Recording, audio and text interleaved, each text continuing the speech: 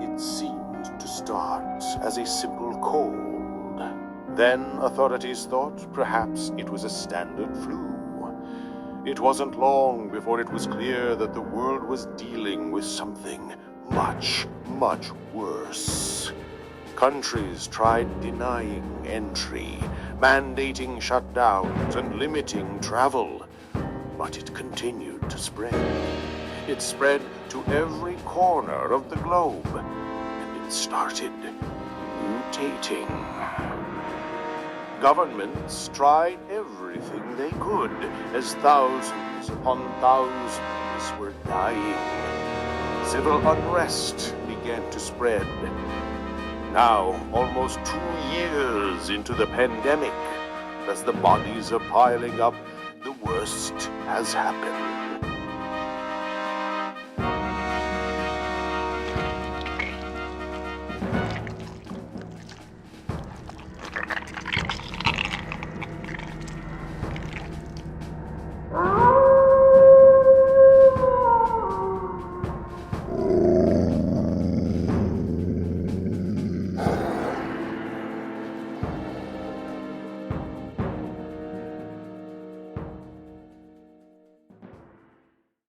Hello and welcome back. It's time for another 31 Days of Horror 2021 Toronto After Dark edition. Now I don't have a badge because we're doing it all online, this thing, and I didn't wear my shirt, so you're just gonna have to take my word for it. Not that either way would have changed that. But this was but being shown by Toronto After Dark. And that's the film The Free Fall from 2021. Essentially the movie is kind of about a young woman who is dealing with some amnesia, and she's struggling to regain her memories, which is often the case when you have amnesia. And her husband is trying to help her. Now, let's be honest, folks, this is not new territory. We've been down the amnesia road before, right? So I guess we gotta hope that, this film brings something new to the table, right? Or at least is really cool and fun, or like is just, tells the story maybe the same way but is still entertaining. Well, stay tuned and find out what I think. The film is directed by a fella named Adam Stillwell, which, when I looked him up, I think he had directed a short film prior to this and the movie The Triangle. I think that's what I saw. So, not very experienced. It's written by Ken Harper, whose only real credit that he had was a movie called Surveillance. Yeah, not looking good, folks, is it? Now, sometimes you get surprised by these first-time directors or fairly new, directors, writers, and such. But, as often the case, their early works, for whatever reason, really don't hold up. But that may not be the case this time, because the cast involves, essentially there is a myriad of people, who are involved here, but it's got 3 main cast members. Obviously we've got the young woman named Sarah, played by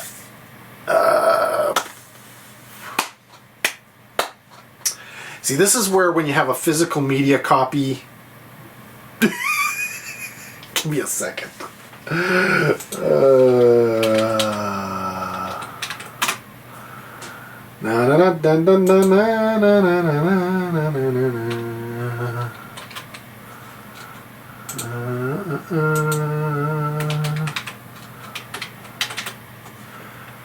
Andrea Londo.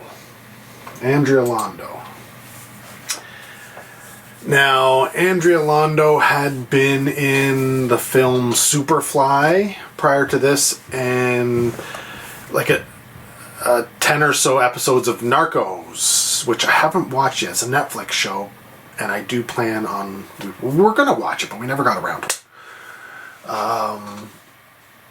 But really, I didn't recognize anything she'd really been in.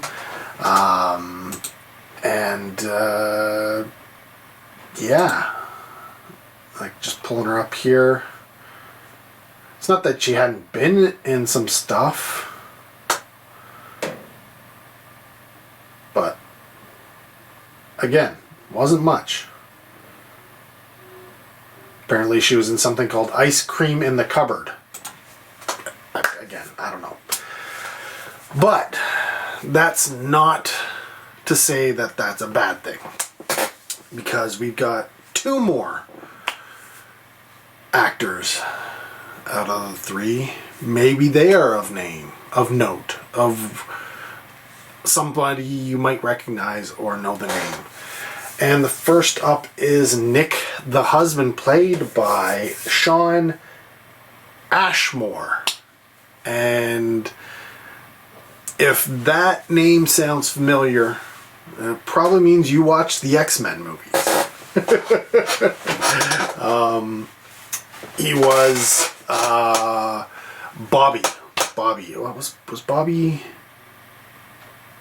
Was Bobby the ice guy? I guess Bobby was the ice guy. I can't remember. And then he was also,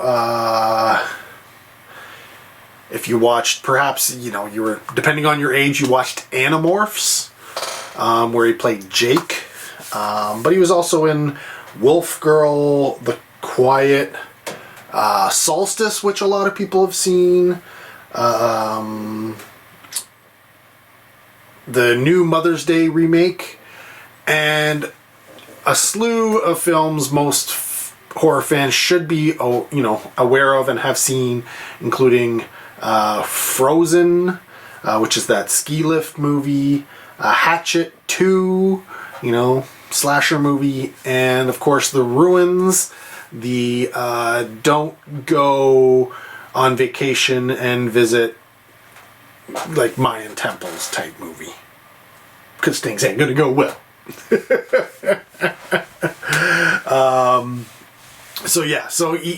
We got somebody who has some chops behind them, somebody who has recognizable name and face, right? So all right, starting to look better. And then we've got the last one, which is Rose, who I guess you would call the hired help, right? So she plays kind of like the housekeeper, the maid, the cook type thing position, played by Jane Badler.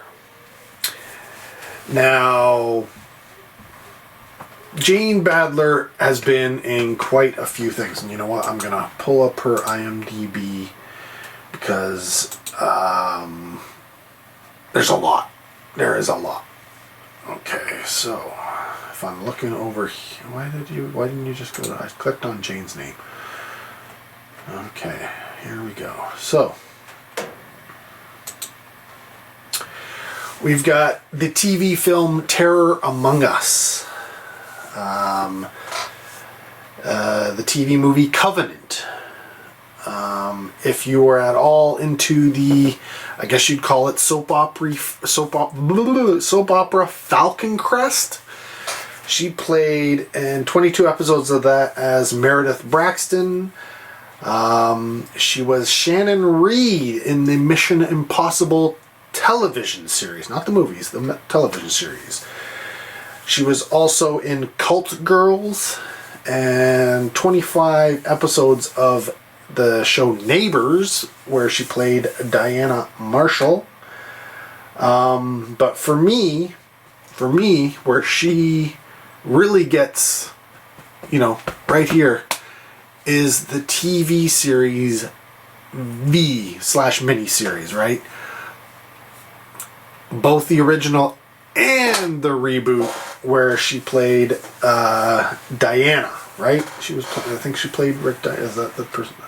Must be the person's name. I'm pretty sure that was the person's name. Yes, Diana. The head of the people, the aliens. So yeah, so okay. We got some clout here now. We got something going. But is it enough? Is it enough? Is this film worthwhile? And that ultimately is the question, right? So the film starts off with Sarah essentially witnessing the murder, killing of was her father, right? And this is I guess supposedly where the amnesia is coming from. So it was too much trauma, and so she completely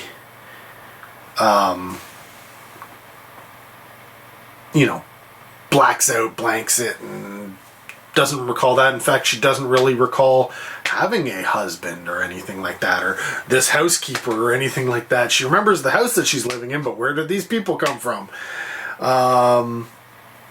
And it's funny because, I mean, even there is, such thing as selective amnesia, right? So you forget certain things. But it's weird that, and I mean, I guess it is completely possible, just seems odd, that if you were to have amnesia and you were blocking out, say, the traumatic events, why did you block out, like, everything afterwards? Or the fact that you had a husband and stuff like that. But either way, I mean, if you don't remember things, you take other people's word for it, and if these people are in your house and their stuff is there and everything's going on, then you just go, okay, yeah, I guess that these people are who they say they are, and okay. Right? So, I mean, you do have that. It is a question some people might bring up. I thought it, but I mean, you kind of disregard it. You just go with what the film's doing, right? But where the film really falls short is not in the acting. Oddly enough, the acting in this film is good. Like, everybody plays their part well. I can't fault them for anything. I believe them in their characters. I thought they were who they were. They played their characters well. Where the film falls is generally in the, like the directing and the cinematography and the story and such. And it's played very straight. Like, there's nothing really. It's kind of boring visually, is what I'm trying to say.